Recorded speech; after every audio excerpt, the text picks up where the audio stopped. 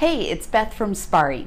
Today I am going to talk about your budget probably in a way that you have never thought about it before. I'm going to talk about your sex budget. Now, before you think I'm going to go completely X-rated on you, just hold on for a second and let me give you a little bit of background. When most people think of budgets, they think, okay, this is something where we say, okay, we're only going to spend X amount on eating out this month, or we're only going to spend X amount on shopping, or whatever it might be. And so it's usually people think of a budget as a way to control your spending, to not spend too much. And while that can absolutely be one feature of a budget, I'm going to challenge you to think about budgets in a completely different way right now. And that is also making sure that you budget the items that are important in your life to make sure that you do spend that money, that you do spend at least that much money every month.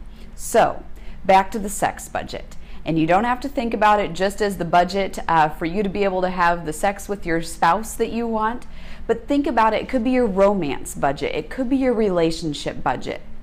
So if your relationship with your spouse is really important to you, and I know in my life it is one of the most, if not the most important thing in my life. So for Chris and I set a budget every month that I call our romance budget.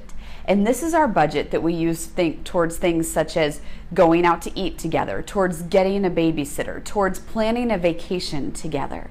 And every month I look at this and I make sure that we spent the money that I set aside to spend on this. And I know that if we didn't spend that money, then I probably wasn't putting some of the effort and the time into building my relationship with my spouse that I wanted to in the last month. So I'm going to challenge you.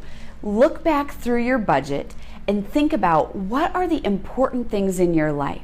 And make sure that you allocate money towards these items.